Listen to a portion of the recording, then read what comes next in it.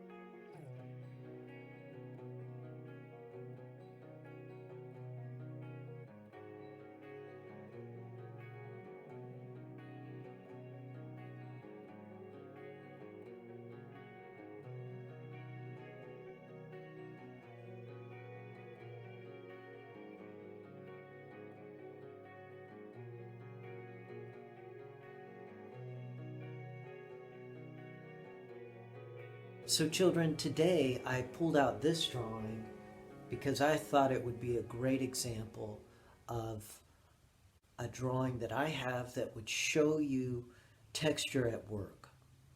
Now, I drew this from my mind, but I had to look at several pictures and several items in real life to pull the drawing together.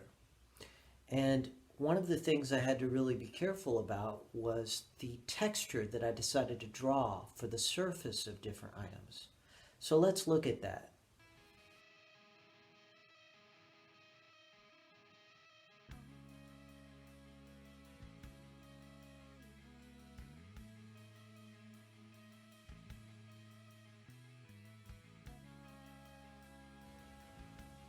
For this particular drawing, I decided that I would use colored pencil because it gives me a lot of detail in the color that I want to apply to the paper.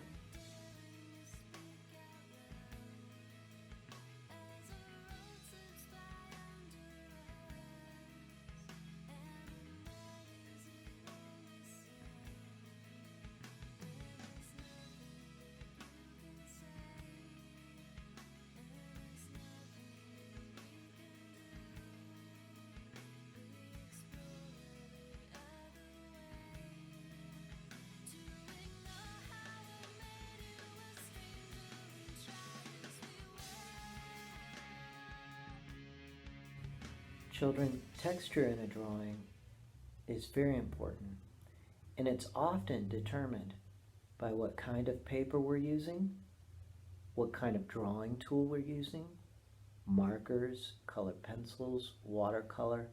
All of these different mediums will give you a different look to your art. So that's important to understand too.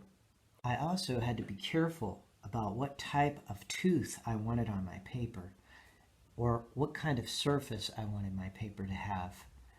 This one that I chose was able to give me the freedom to either draw the wooden texture of the guitar or the silver strings of that guitar, or the metal work, or even to look at some of the background approaches like the clouds in the sky in the distance.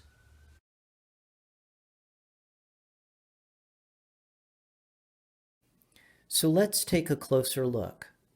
Here is one of my favorite passages of the drawing where a bird is standing on top of a vinyl record. Now, a vinyl record was something that people used to listen to music in former times. And here I'm trying to show that this plastic record has a certain texture to it in how I'm drawing it. So I have to be mindful of value and color, which we've already talked about, but I also had to leave the white of the paper. And that is because I was concerned with how light was hitting that object.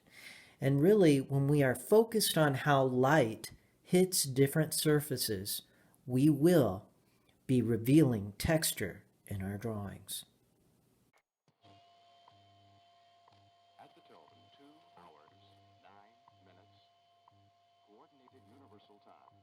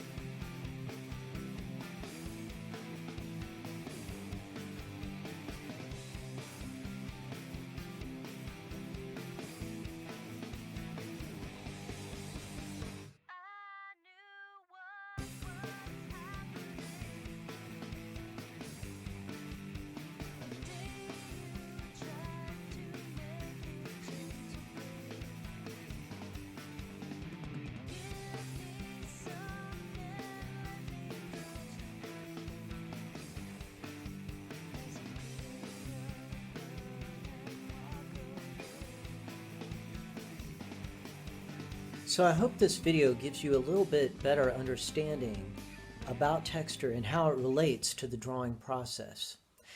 You know, I believe every drawing that we do, we learn more, whether it's a success or a failure.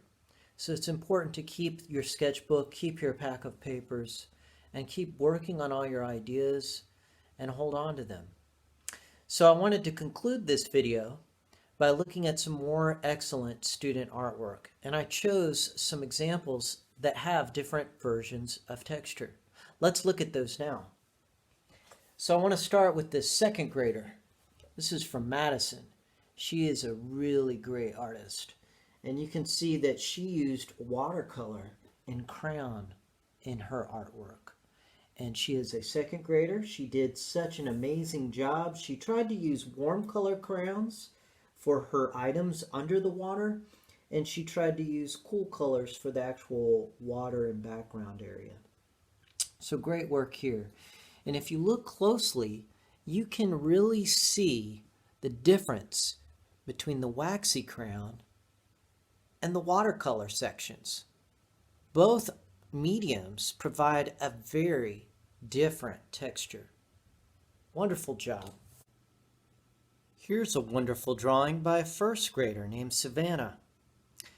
The crown is colored in a different way in this picture, so it reveals kind of a different texture, but it's very powerful nonetheless. And she designed this by tracing different blocks across the surface of her paper.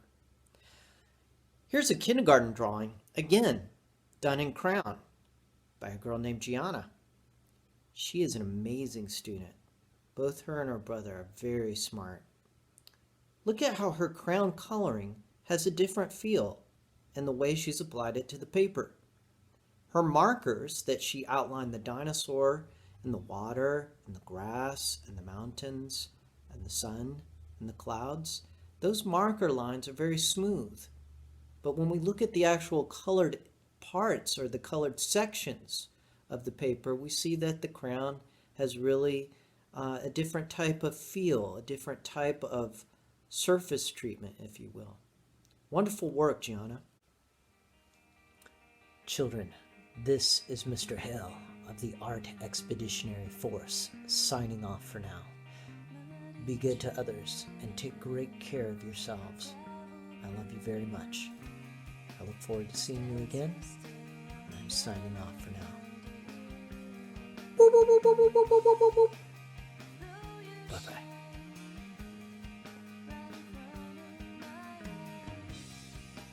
Stand so still.